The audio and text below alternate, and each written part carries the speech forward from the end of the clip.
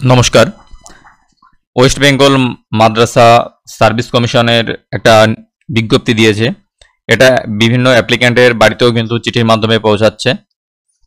যারা first SLST 2010 group D লিখিত পরীক্ষা এবং তার আপডেট সংক্রান্ত কিন্তু এই বিজ্ঞপ্তিটা পশ্চিমবঙ্গ মাদ্রাসা সার্ভিস কমিশন দ্বারা আয়োজিত করা হয়েছিল। ফার্স্ট এসএলএসটি গ্রুপ ডির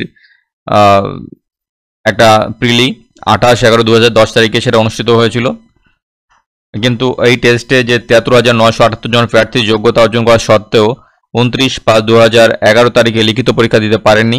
তাদের নাম ও রেজিস্ট্রেশন নাম্বার পশ্চিমবঙ্গের মাদ্রাসা সার্ভিস কমিশনের ওয়েবসাইটে দিয়ে দেওয়া হয়েছে। List of candidate who are eligible for but could not appear at the written test of first SLST group D. এই লিস্টে এখানে দেখেন যে একটা লিস্ট দিয়ে দেওয়া হয়েছে। এই লিস্টে দিয়ে দেওয়া হয়েছে যাদের নামগুলো আছে, আপনারা রেজিস্ট্রেশন নাম্বার এবং আপনার যে ডেট অফ বার্থ সেটা দিয়ে কিন্তু আপনি লগ ইন করে আপনি কিন্তু আপডেট করতে পারবেন।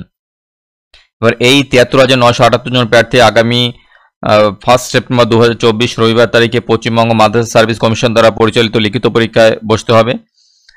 যে সকল প্রক্রিয়া সম্পন্ন করার জন্য এই সকল প্রক্রিয়া সম্পন্ন করার জন্য এই প্রার্থীগুলিকে কিন্তু আপডেট করতে হবে।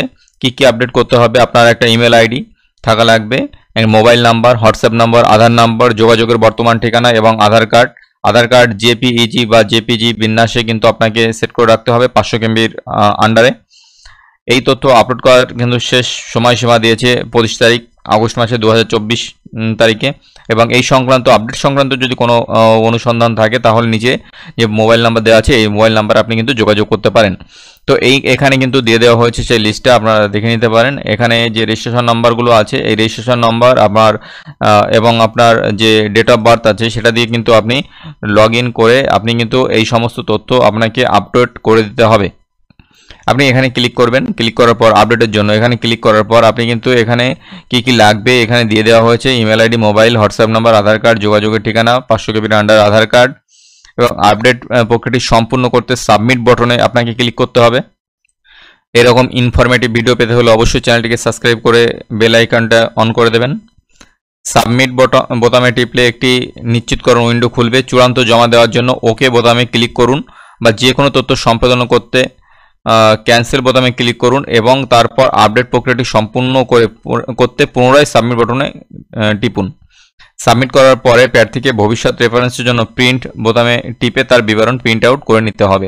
তো আপনারা ভালো করে এই সমস্ত গুরুত্বপূর্ণ তথ্যগুলি কিন্তু আপনি দেখে নেবেন, কারণ অনেকদিন পর আপনাকে আবার পরীক্ষার জন্য ডাকছে।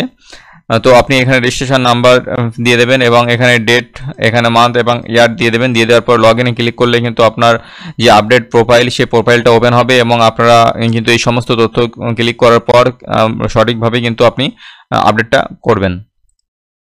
ভিডিওটি ভালো লাগলে অবশ্যই লাইক, শেয়ার এন্ড সাবস্ক্রাইব করবেন। ভালো থাকবেন, সুস্থ থাকবেন। ধন্যবাদ।